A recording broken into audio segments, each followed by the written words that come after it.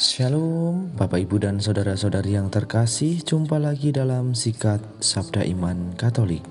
Hari Sabtu 8 April 2023, Malam Vigili Paskah. Bacaan dari Injil Matius bab 28 ayat 1 sampai 10. Semoga Tuhan beserta kita sekarang dan selama-lamanya. Inilah Injil suci menurut Matius. Dimuliakanlah Tuhan. Setelah hari Sabat lewat menjelang menyingsingnya fajar hari pertama minggu itu, pergilah Maria Magdalena dan Maria yang lain menengok kubur Yesus. Tiba-tiba terjadilah gempa bumi yang hebat, sebab seorang malaikat Tuhan turun dari langit dan datang ke kubur Yesus. Ia menggulingkan batu penutup kubur itu, lalu duduk di atasnya. Wajahnya bagaikan kilat, dan pakaiannya putih bagaikan salju. Para penjaga kubur itu pun gentar ketakutan dan menjadi seperti orang-orang mati. Akan tetapi malaikat itu berkata kepada perempuan-perempuan itu, "Janganlah kamu takut, sebab aku tahu bahwa kamu mencari Yesus yang disalibkan itu.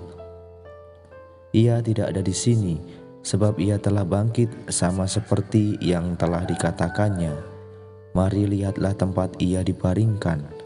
Segeralah pergi dan katakanlah kepada murid-muridnya bahwa Yesus telah bangkit dari antara orang mati. Ia mendahului kamu ke Galilea. Di sana kamu akan melihat dia. Sesungguhnya aku telah mengatakan kepadamu." Maka pun segera pergi dari kubur itu, diliputi rasa takut dan sukacita yang besar. Mereka berlari cepat-cepat untuk memberitahukannya kepada murid-murid Yesus. Tiba-tiba Yesus menjumpai mereka dan berkata, "Salam bagimu." Mereka mendekatinya, memeluk kakinya, serta menyembahnya. Lalu kata Yesus kepada mereka, "Jangan takut.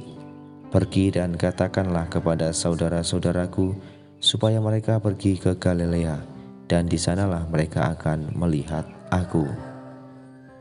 Demikianlah sabda Tuhan. Terpujilah Kristus.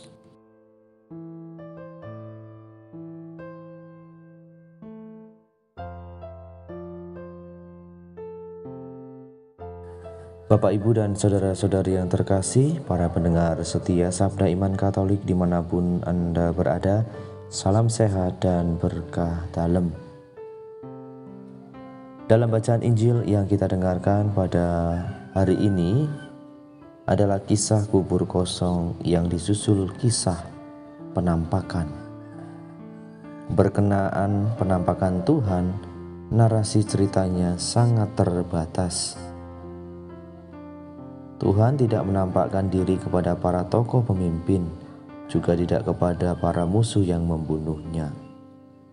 Menurut penginjil Matius, Yesus justru berpesan agar murid-muridnya mendahului ke Galilea.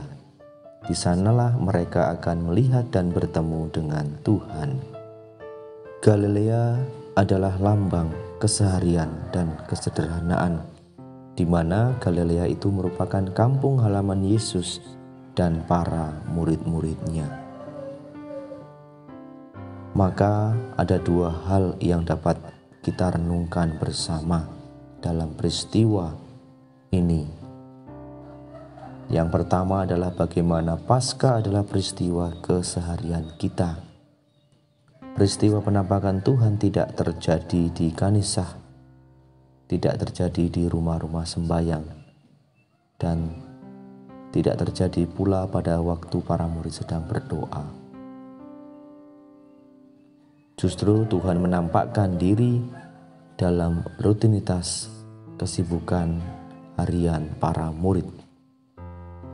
Yang kedua, Paskah itu diperuntukkan bagi yang lemah, yang berbeban, yang menderita. Tuhan yang telah bangkit menampakkan diri kepada Maria Magdalena, perempuan yang berdosa. Tuhan yang bangkit menampakkan diri kepada para muridnya yang dikejar-kejar dan ketakutan. Tuhan juga bangkit menampakkan diri kepada dua murid dari Emmaus yang sedih, bingung dan putus asa. Sekarang dan di sini Tuhan yang bangkit yang satu dan sama, masuk kota dan kampung, datang di rumah kita, meneguhkan yang putus asa, menyembuhkan yang sakit, dan mengasihi kita yang merasa ditinggalkan dan kehilangan. Bapak, Ibu, dan saudara-saudari yang terkasih dalam Kristus, pada upacara malam Paskah atau malam Vigili Paskah ini